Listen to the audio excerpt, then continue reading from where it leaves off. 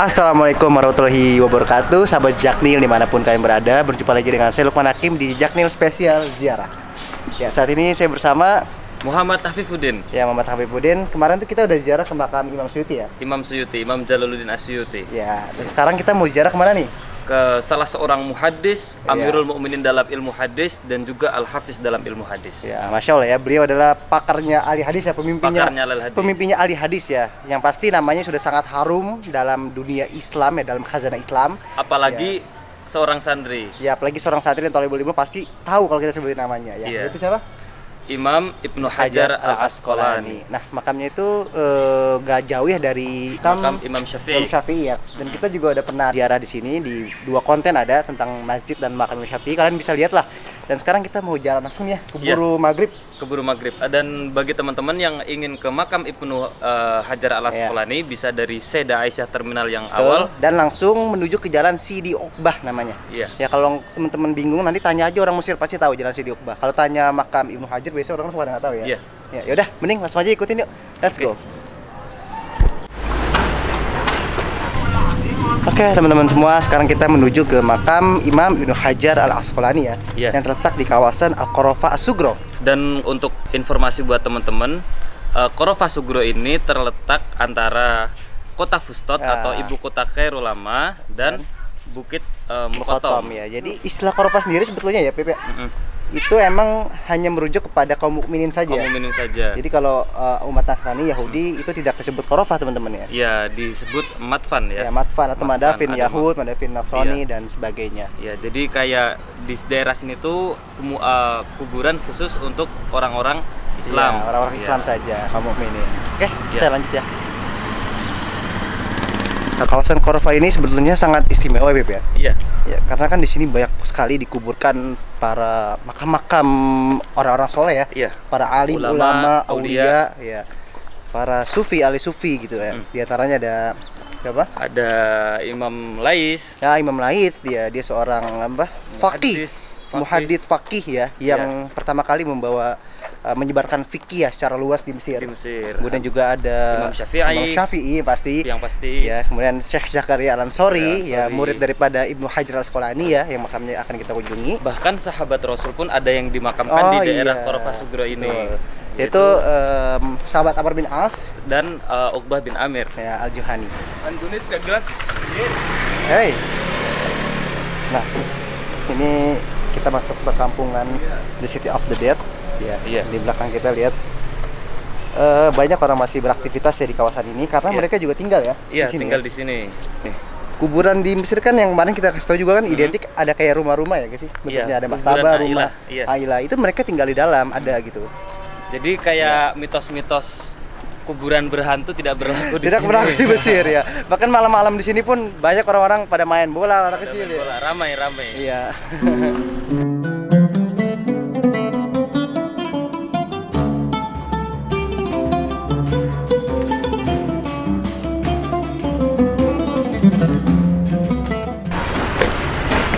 Sahabat Jaknil semua, sekarang kita sudah sampai di depan makam Imam Ibnu Hajar Al-Asqalani rahimahullahu ta'ala.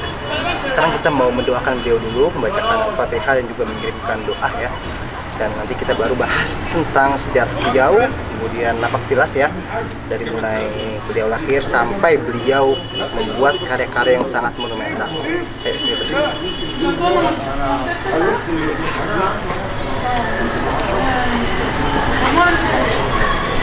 Teman, buat masuk ke dalam makamnya itu tuh dikunci sebetulnya ya. Tapi kita bisa ngubungin kuncinya atau juru kunci lah istilahnya ya. Nih, nomornya ditulis di sini. Semoga aktif sih ya, semoga ya. Biasanya kemarin teman saya kesini kagak aktif, dia nggak jawab. Tapi ya kita mau coba telepon dulu nih teman-teman nih. Ya, coba. Ada 2 nomor sini. 1284. Ya, ini nomornya, kita telepon ya, coba ya.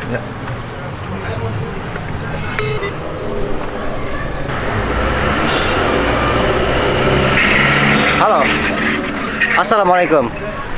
Anda sahibul miftah عند مقام Ibnu Hajar Al-Asqalani. Tadi kita sudah masuk ya. Iya.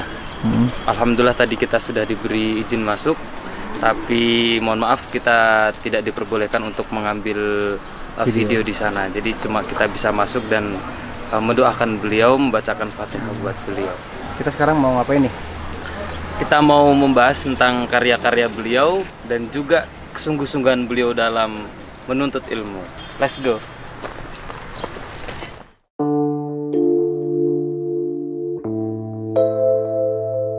Nah, baik teman-teman, sekarang kita sudah berada di tempat yang insya Allah aman ya, Aman untuk berdiskusi. Iya.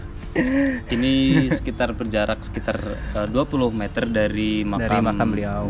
Ya, jadi kita mau bahas sedikit ya mengenai sosok Al-Imam Al-Muhaddits Al-Mutafannin bi kafatil ulum Al-Imam Ibnu Hajar Al-Asqalani rahmatullahi alaihi. Nah, teman-teman, Ibnu Hajar Al-Asqalani seorang yatim ya. Seorang yatim. Yatim piatu. Iya. Ditinggal ayahnya wafat ketika umur 5 tahun. Iya. Dan ditinggal ibunya wafat lebih muda lagi ketika umur 2 tahun ya. 2 tahun ya. Iya. Jadi memang rata-rata ya para alim ulama zaman dulu itu seorang yatim, kalau nggak seorang yatim piatu ya. Yatim piatu. Seperti Rasulullah juga ditinggal yatim piatu juga. Betul sekali. Iya. Rasulullah SAW juga. Nah, tapi setelah Rasulullah wafat kan diasuh oleh kakeknya. Kalau Imam Ibnu Hajar diasuh oleh pamannya.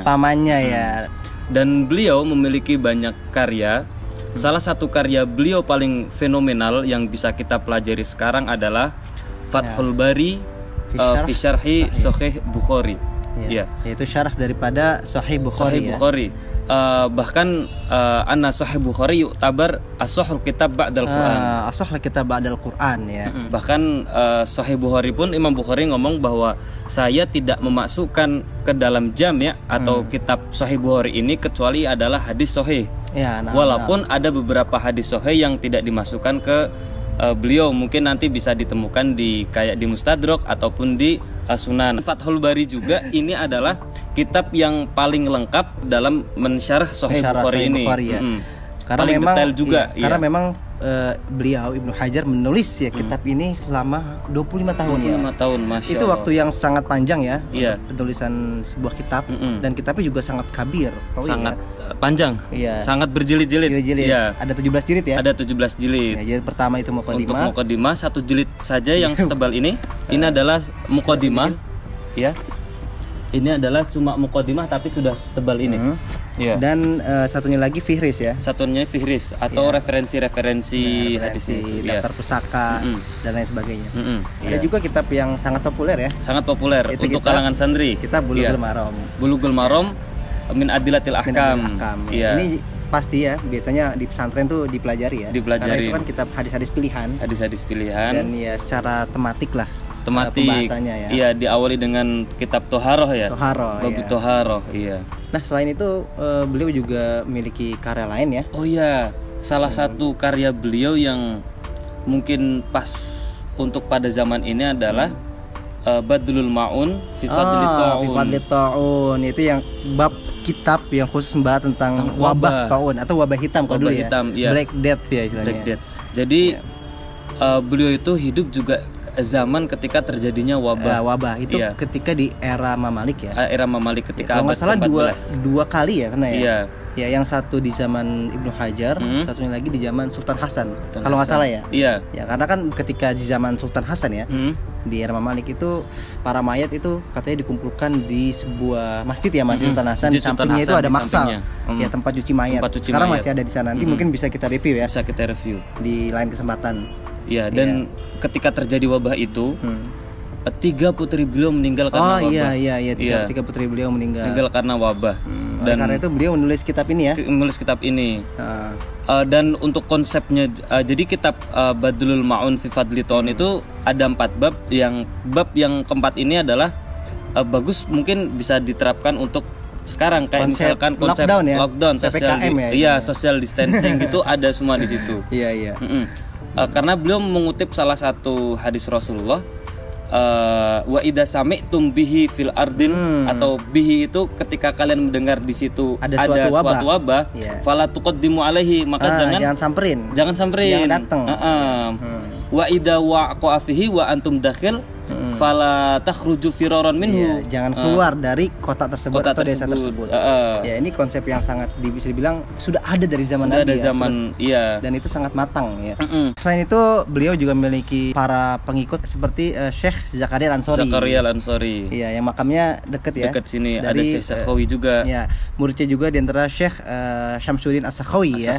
Yaitu murid yang populer. Dan dari Syekhul Islam Zakaria Al-Ansori itu juga melahirkan ya, kalau di dalam fikih mazhab Syafi'i itu melahirkan ulama-ulama yang bisa dibilang mu'tamad ya, seperti Ibnu Hajar Al-Haythami kitabnya Tuhfatul Muhtaj, kemudian ada Ar-Ramli ya, Muhammad Ar-Ramli kitabnya Nihayatul Muhtaj, kemudian Al-Khatib Asy-Syirbini Mughnil Muhtaj, dan juga Kanzul Raghibin Imam Mahali ya, guru dari Imam Suyuti. Dan antum sangat hafal karena di syariah di syariah dipelajari ya. Nah, beliau memiliki kitab ya, Beb ya. Nah, ini buat maklumat aja ya. Kayak kalau baca Syajarah Kutub Syafi'iyah atau Syajarah Kutub Madzhab Syafi'i, ada kitab yang namanya itu Syarhul Kabir milik Imam Rafi'i. Ya. Nah, Ibnu Hajar memiliki kitab yang bernama Syarhul Habir fi Takhrij Ahadits Syarhul Kabir li Rafi'i. Ya. Nah, itu adalah meringkas kitabnya Imam Rafi'i, yang mana Imam Rafi'i itu memiliki sebuah kitab namanya Syarhul Kabir. Di dalamnya itu adalah berisi aqwalus Syafi'iyah, dalil-dalil Imam mazhab Syafi'i. Ya, kemudian dari kitab Syarhul Kabir itu diringkas oleh Ibnul Mulaqqin ya. Jadi Imam Ibnu Hajar memiliki guru ya, ahli fikih, ahli hadis juga, yaitu Ibnul Mulaqqin. Itu namanya kitabnya Al-Badru Al-Munir ya. Itu adalah syarah dari Syarhul Kabir, kemudian baru diringkas lagi oleh Imam Ibnu Hajar, yaitu Syarhul Habir fi Takhrij Ahadits Syarhi Al-Kabir. Ya. Kita juga berarti kita setelah yang dijelaskan saudara Lukman tadi, Akhi Lukman tadi, kita bisa mengambil istinbat ya, intisari, bahwa untuk ulama besar itu tidak bisa menjadi besar kecuali di situ ada gurunya. Ada gurunya. Iya, ada guru, dan yang pasti juga para pengikutnya juga bisa meluaskan pemikirannya dan juga menuliskan. Kayak misalkan terletak juga di makam Qurafa Sugro ini, mungkin nanti kita bisa datang ke makam beliau ya, Imam Lais. Imam Lais itu adalah salah satu ulama faqih juga muhadis, pendekar fikih bisa dibilang di negeri Mesir. Iya, tapi karya beliau tidak didengar sampai sekarang. Iya, karena para pengikutnya tidak membukukan. Iya, bahkan kata Imam Syafi'i, Imam Ana Lais afqah min Malik. Illa an ashabahu lam yakum bihi. Iya, seperti itu. Iya. Nah, setelah tadi kita nyebutin karya beliau dalam bidang hadis yaitu Fathul Bari, kemudian juga ada Bulughul Maram min Adil Ahkam, kemudian juga dalam tadi bidang fikih ya, melahirkan para ulama ya, ahli fikih di mazhab Syafi'i. Nah, Imam Ibnu Hajar Al-Asqalani rahimahullahu taala, beliau wafat di usia yang ke 79 ya. Wafat di kota Kairo di Qurafa Sugro.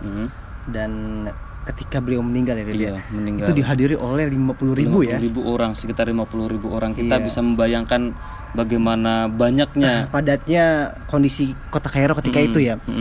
Bahkan raja pada waktu itu sampai datang, Sultan Ja'mak ya, dan juga Sultan Al-Muqtafi II juga datang juga ke situ, ke pemakaman beliau. Ya, jadi mungkin itu saja ya yang bisa kita sampaikan ke teman-teman semua.